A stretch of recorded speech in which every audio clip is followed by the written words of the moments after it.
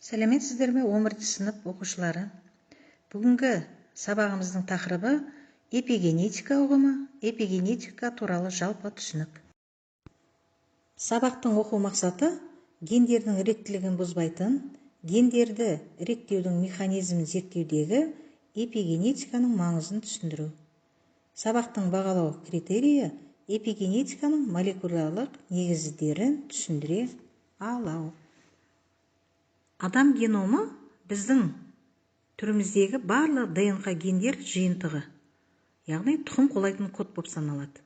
Ал геном организмде барлық гендер жиынтығы, оның толық хромосома.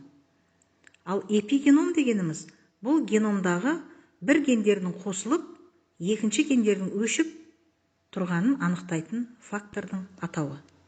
Эпигенетиканың молекулярлық негіздерін қарастырып көрейік. Эпигенетикалық белгілер белгілі бір геннің экспрессияланғанын анықтайды. Дененің әртүрлі бөлігіндегі жасушалар қосылатын немесе экспрессияланатын белсенді ген санымен ерекшеленеді. Гендер экспрессиясы дегеніміз гендегі тұқым қуалайтын ақпараттың функционалды өнімге, яғни РНК немесе ақуызға айналу процесін айтады. Даму кезінде белгілі бір жасушадағы қажет емес ген өшіріліп отырады, ал гистон модификациясы эпигенетикалық реттелуде маңызды рөл атқарады. Гистон ядродағы ДНК молекуласымен байланысып, оны хроматинге конденсациялайтын негізгі нәруыз тобы болып саналады. Ал хроматин ол ДНК молекуласымен нәруіздің кешені және жасуша ядросының негізгі компоненті. Гистон нәруізі ДНК молекуласын нуклеосома деп аталатын құрылымдық бірлікке жинақтайды. Содан кейін олар құрылымы жинақы хроматинге, ал хроматин үлкен жоғары деңгейлі хромосома құрылымына жинақталады. ДНК молекуласы ядро ішіне орналасуға және хромосоманың түзілуіне қатысу үшін гистон нәруізіне оралып, қатты конденсацияланады. Бұл жинақталу үдерісі ДНК молекуласының әлде қайта кішкентай кеңістікте орналасуына мүмкіндік береді. Ал гистонда теріс зарядты ДНК молекуласымен байланысуға мүмкіндік беретін оң заряд бар. Гистонның ұзын N терминалды құйрығы амин қышқылының қалдығынан тұрады. Олар гистидин, лизин және аргинин. Гистонда арнайы ферменттің көмегімен ұзаратын немесе қысқаратын нәруызды құйрық өсіндісі бар. Мұндай құйрық өсіндісінің ұзындығы оған жақын орналасқан геннің белсенділік деңгейіне тікелей әсер етеді екен. Гистон құйрығындағы негізгі тізбектің пастрансляциялы эпигенетикалық модификациясы метилдену, ацетилдену, фосфорлану түрінде болады. Әр нуклеосома катушка қызметін атқаратын 8 гистон нәруізіне оралған ДНК молекуласынан тұрады. Ал оларды гистон октамері деп атайды. Нуклеосома ДНК молекуласының гистон нәруыздарына оралуынан түзілген хроматиннің құрылымдық бөлігі.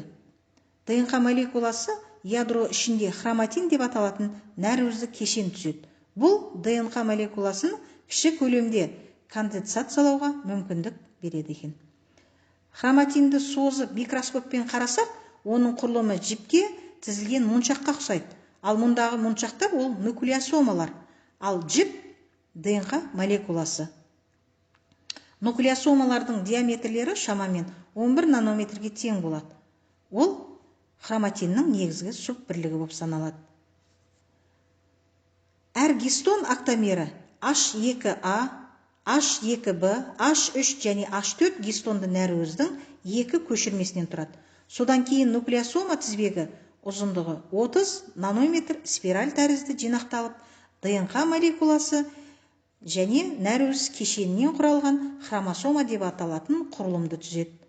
Ал гистон ДНК молекуласымен өзара байланысып, амин қышқыл қалдығының оң зарядын, ДНК-ның фосфат тобының теріс зарядын бейтараптайды. Гистон эукариоттық ядросында, яғни эукариоттардың ядросында болады да, ал бактерияларда ол болмайды, а бірақ археобактерияда кездеседі екен. Эпигеномика ол жасушаның генетикалық материалының эпигенетикалық өзгерістерінің толық жиынтығын немесе эпигеномын зерттеуді айтады.